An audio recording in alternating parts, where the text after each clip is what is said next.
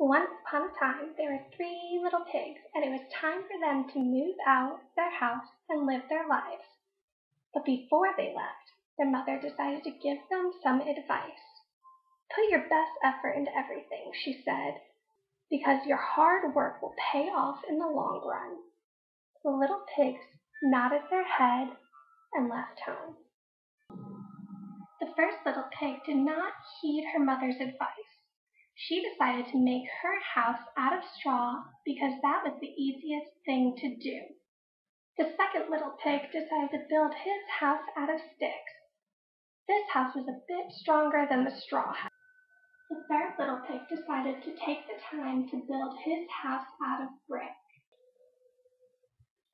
One night, the big bad wolf, who dearly loved to eat little piggies, came along and saw the first pig in her house of straw. He said, let me in, little pig, or I'll huff and I'll puff and I'll blow your house in." The little pig said, "Not by the hairs of my chinny chin chin." So the wolf puffed and he puffed, and her house fell apart. The little pig fled to her brother's house of sticks, but the wolf followed. Let me in, little pigs, or I'll huff and I'll puff and I'll blow your house in." And they both said, "Not by the hairs of my chinny chin chin." But the wolf puffed and he puffed, and the house of sticks was no match for him. The two pigs had no other choice but to flee to their brother's house made of bricks, but the wolf followed them.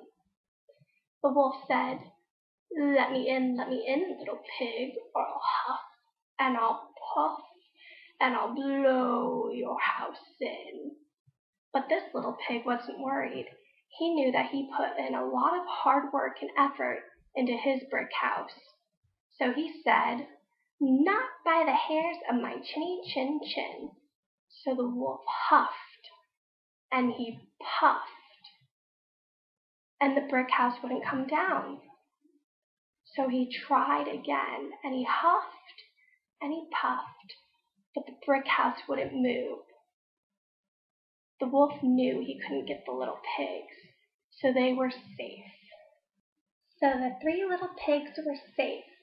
The straw and stick pig realized that they should have taken the effort to make stronger houses like their brother did.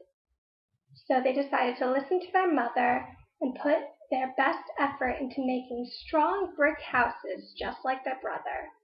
And they lived happily ever after.